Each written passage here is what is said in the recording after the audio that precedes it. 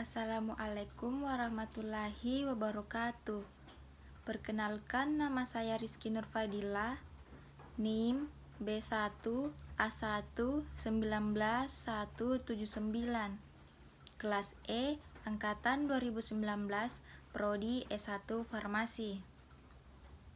Baiklah, di sini saya akan membuat video mengenai mata kuliah Kimia Fisika. Materinya yaitu ikatan logam dan ikatan hidrogen. Baiklah, yang pertama yaitu ikatan logam. Ikatan logam adalah ikatan yang terbentuk akibat adanya gaya tarik-menarik antar yang terjadi ion-ion positif dengan elektron-elektron pada kulit terluar atau valensi dari suatu atom unsur logam. Elektron-elektron pada atom logam dapat bebas bergerak karena atom logam mempunyai sedikit elektron valensi, sehingga sangat mudah untuk dilepaskan membentuk ion positif. Ikatan logam merupakan ikatan kimia antara atom-atom logam, bukan merupakan ikatan ion maupun kovalen. Dalam suatu logam terdapat atom-atom sesamanya yang berikatan atau sama lain sehingga suatu logam akan bersifat kuat, keras dan dapat ditempa. Ikatan logam terjadi karena adanya delokalisasi elektron. Sebagaimana telah diketahui bahwa unsur logam mempunyai sedikit elektron valensi sehingga kulit terluar atom logam relatif longgar. Kejadian seperti itu memungkinkan elektron valensi dapat berpindah-pindah.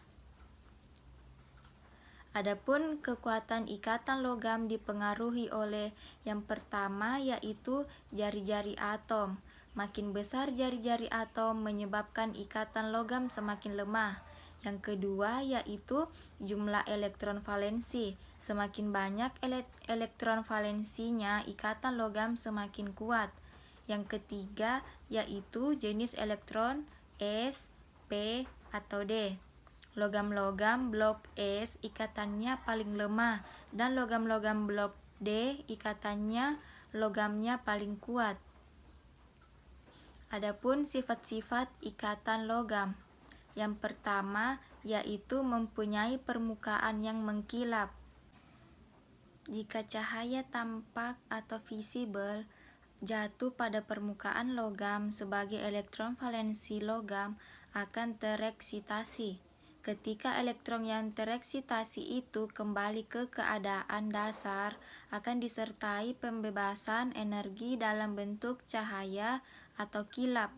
Peristiwa inilah yang menimbulkan sifat mengkilap pada permukaan logam. Yang kedua yaitu penghantar listrik yang baik atau konduktor.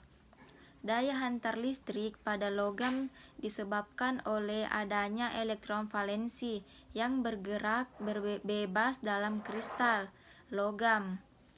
Jika listrik dialirkan melalui logam, elektron-elektron valensi logam akan membawa muatan listrik ke seluruh logam dan bergerak menuju potensial yang lebih rendah sehingga terjadi aliran listrik dan dalam logam. Yang ketiga yaitu penghantar panas yang baik. Sama halnya dengan daya hantar listrik. Daya hantar panas juga disebabkan adanya elektron yang dapat bergerak dengan bebas.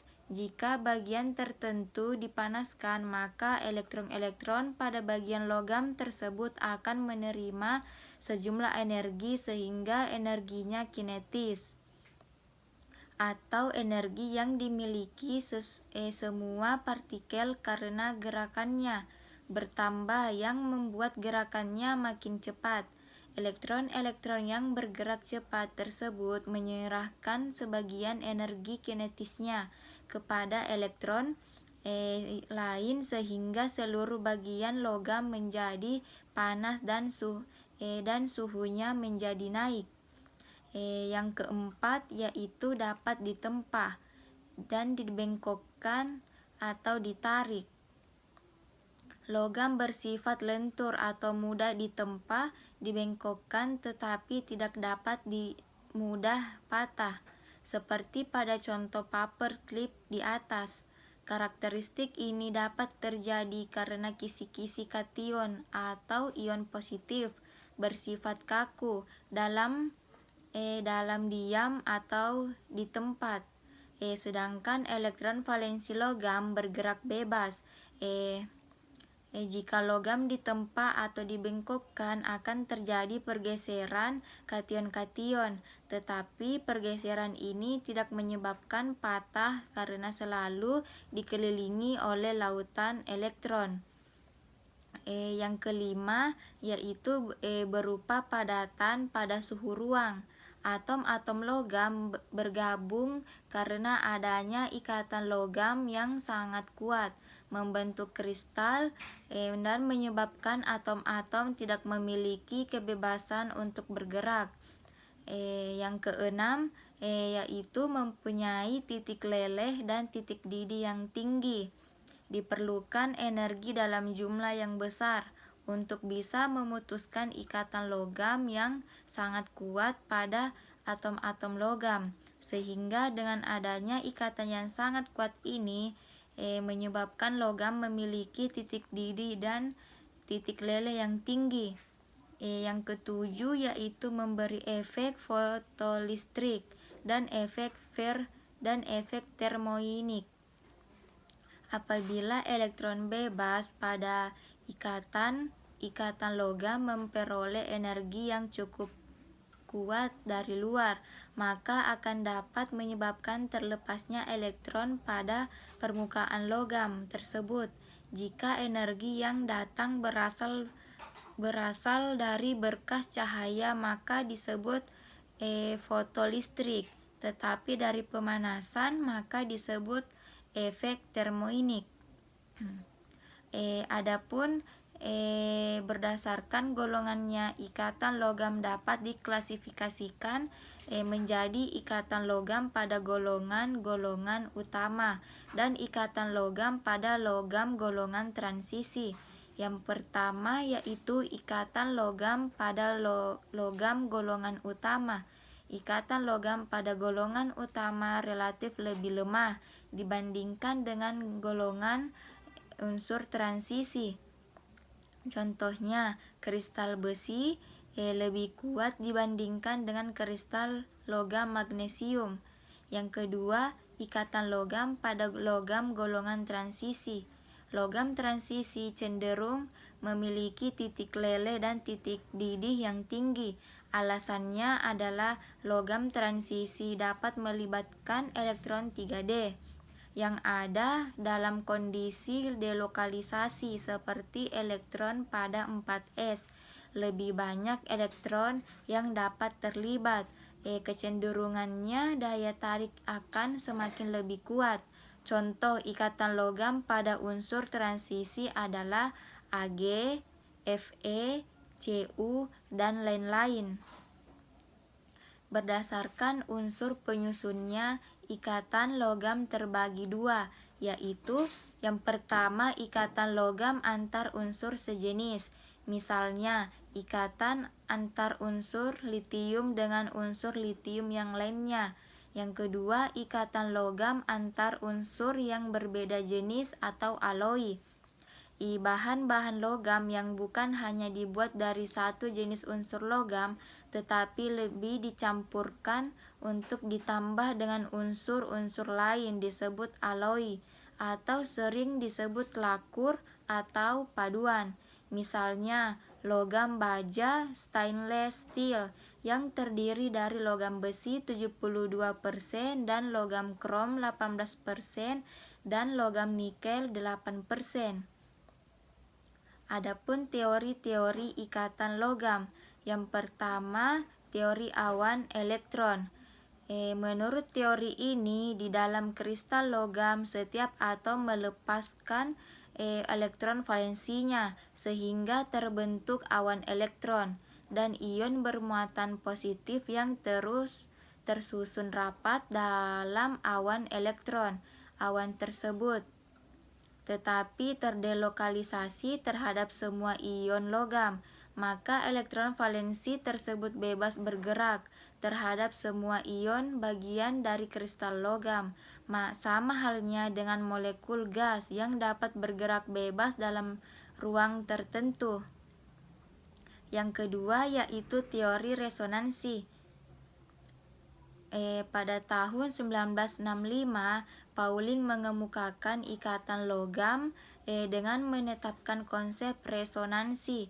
Menurut teori ini, ikatan logam merupakan ikatan kovalen dan sesuai dengan struktur kristal logam yang dapat diamati pada eksperimen, maka dapat diperkirakan terjadi resonansi.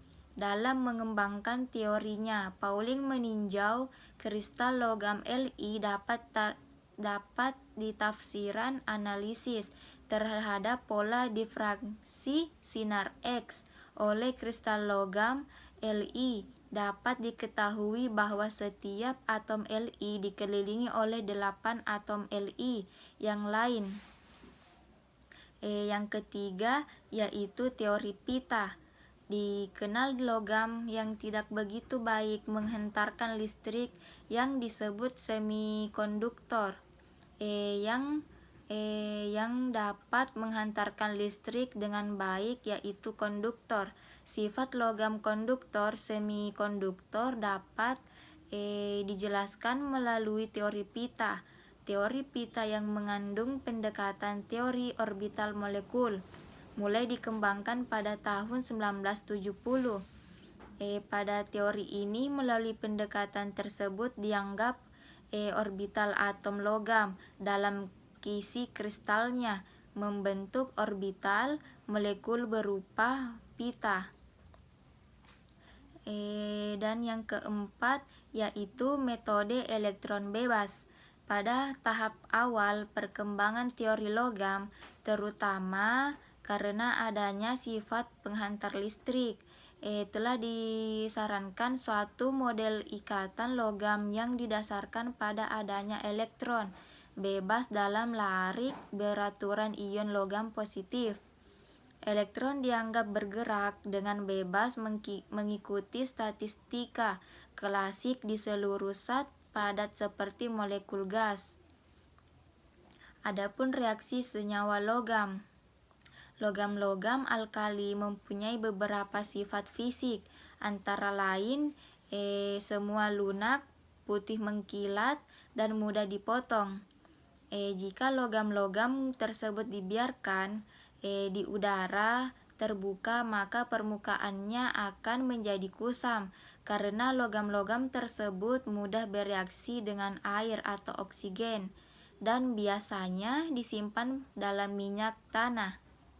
Berdasarkan dengan semakin bertambahnya nomor atom, maka tingkat kelunakannya juga semakin bertambah sesuai dengan bertambahnya nomor atom logam tersebut. Materi yang kedua yaitu ikatan hidrogen. Pengertian ikatan hidrogen merupakan ikatan antar molekul yang memiliki atom H yang terikat pada atom yang memiliki keelektronegativitas yang tinggi. Ikatan hidrogen memengaruhi titik didih suatu senyawa. Semakin besar ikatan hidrogennya, semakin tinggi titik didihnya.